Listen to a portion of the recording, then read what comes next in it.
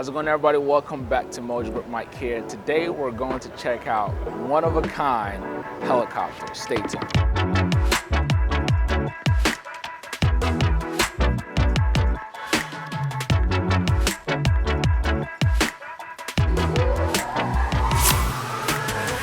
Ladies and gentlemen, I am at the Heli Expo here in Atlanta, Georgia. I actually came in late today. Today is the last day, but I love to see aircraft that I've never seen before. And today we're going to check out this massive thing. It's the Bell 429. We've covered some Bell helicopters on the channel before, but this is a fairly new model. And by fairly new, I mean it's been out less than 50 years. Because everything else in avionics has been around for at least 50 years. This particular model was certified back in 2007, and I'm just gonna go around it for you. I was telling one of the personnel here, I was like, one of the beautiful things that I appreciate about helicopters is the fact that you have so many doors. Unlike airplanes, I mean, you've got a big wide door in the back. And then for the pilot and co-pilot, you've got two huge doors you can easily step in. And you also see right there, you've got a step up. And speaking of this right here, so with this particular model, you do have this skid attached to it. But with the 429, you can also have retractable landing gear. But let me back up so you can see just how huge this bird is. The Bell 429 also has the largest cabin in its class. But before we get to that interior, let me show you what this thing is working with. So you see that huge exhaust hole there? That's the engine bay. So this aircraft uses not one, but two turbine engines.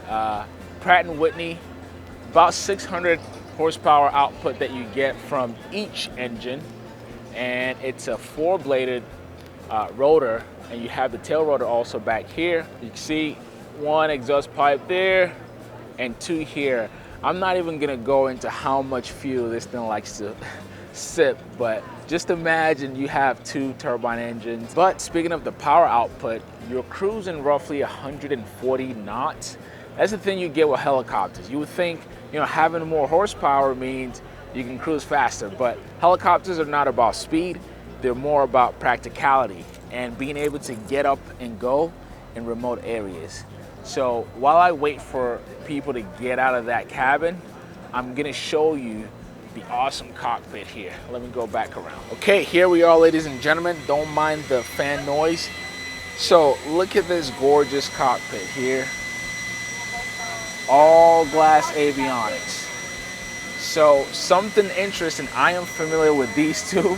You've got our Garmin products right there in the middle. This is the GTN 750, and then you've got the GTN 650, which for a lot of you pilots, you're already familiar with those. But I was told that this is a different avionics manufacturer called Astronomics. And I'm going to confirm that name because I've never heard of it before. But your primary and secondary display is from this same avionics company. And then you've got Garmin in the middle. And if you're familiar with the GTN 650, you know that you use that also for instrument and approaches, which is pretty neat. And if you just look at the flow of this cockpit here, you can see you don't really have electric switches or anything at the top, but the middle console, you've got most of your push buttons and switches down here. I would say that's something I find different with rotorcraft and fixed-wing airplanes. So, and speaking of that, I'm gonna see if I can get in and show you what it feels like to be in here. So if you're the pilot, to step in, you've got to step up here, foot there, you've got a nice hook here you can grab, and you pull yourself up. So that's how you get in here. So here we are in the cabin. Avionics looks a lot better once you're sitting up here. But something I wanted to talk about is actually your viewpoint or point of view once you're sitting in the pilot seat. And speaking of pilot, this aircraft can be piloted by one person. So it's a single pilot aircraft. But look at your view. It's not much from the inside. But I can tell you right now, I'm gonna turn the camera around so you can see. You can see from my point of view, ton of headroom here, but also my viewpoint from looking straight ahead is a lot higher. This is not something I'm used to. Usually in an airplane, I'm sitting a lot lower where the cockpit is like kind of like right here. Whereas in a helicopter, I can see much, I'm at least 1 feet higher than the cockpit, which I'll show you right now. So guys, this is what I mean. This is where the whole head point ends, and this is my view. I am way higher and I can see easily. You see you've got your controls here. This is what lifts the helicopter up and down. This is how you control your movement. And those is what you normally refer to as your rudder pedals, but that's not what it's called in a helicopter. But basically similar things that you have in your airplanes, it's actually similar to what you have in the helicopter, but they do have different functions in a helicopter. So I'm going to step out here and show you the back where all the nice passengers will be sitting. Okay, ladies and gentlemen, let us step into this lush backspace here. So as you can see, as configured right now, you've got nice leather. This is more of a corporate executive configuration, which seats up to 5 people, and you can actually configure it as 4 seats. Right now, you've got 2 and then 1 here, but also you can use this middle space here as a cup holder or a tray or a table that extends out. And then on the flip side, this is probably where the boss is gonna sit, right? This looks a lot more executive and a lot more corporate. But to step in the back, again, the beauty of helicopters, wide door opening, just step in. You don't even need to hold on anything, but if you need to, you've got that, and you push yourself in. Now, something that fixed-wing airplanes struggle with is legroom, right? No matter how expensive the airplane is, generally speaking, you may need to struggle with that legroom. And you see here that whoever's sitting across from you will be facing you. But let me show you what my legroom looks like right now. That's about how I would sit in here. So either the person sitting in front of me I would be on the inside or the outside. Either way, we'll figure out a way to split the legroom. But it's pretty ample. It would take some to actually test somebody sitting across from me. But that's how you would generally sit in here. Now let me turn the camera around. Here you are. So for reference, I'm 5'10". Look how much headroom is still left. All right.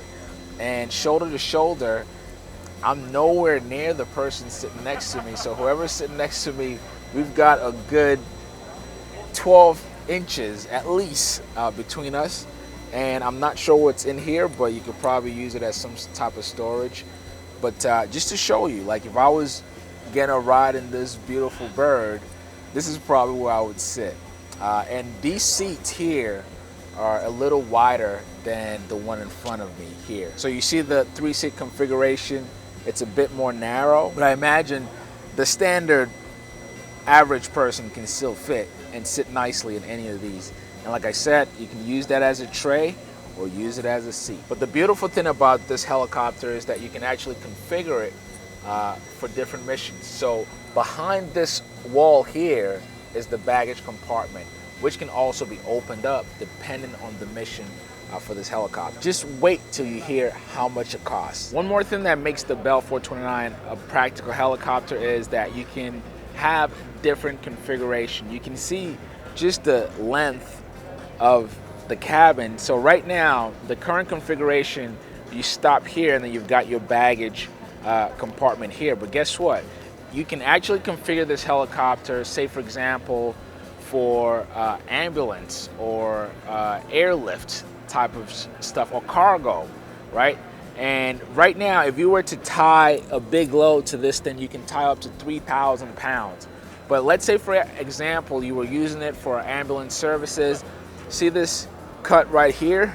This is a nice opening where you can easily use that, you know, to push somebody in or push a stretcher in. It makes a ton of sense. So that's one of the cool practical features of the helicopter. is that you can actually use the space for different missions. So let's talk some numbers. I mentioned earlier that those twin turbine engines will give you a nice cruise speed around 140. The max cruise speed on this aircraft is 155 knots. So generally speaking, you're not going anywhere that fast. But let's talk about the price. Actually, before I get to the price, the max gross weight for this helicopter in the United States is 7,000 pounds. Your useful load is a little over 2,000 pounds, and once you fill up the gas tank, you've got maybe 800 to 1,000 pounds of payload, which really you can carry 4 to 5 people in this helicopter. Now with all that, this is how much you're gonna be paying for this luxurious thing. Between $8 and $9 million, okay? That's how much you're looking at. And then your operating costs per hour, you're looking at $500, $600 for the Bell 429. Okay, so I hope you guys enjoy this review. If you have any questions or something that I didn't cover, make sure you leave in the comments below. I really appreciate you tuning in. Again, my name is Mike. Thanks so much for watching, and I will catch you on the next video.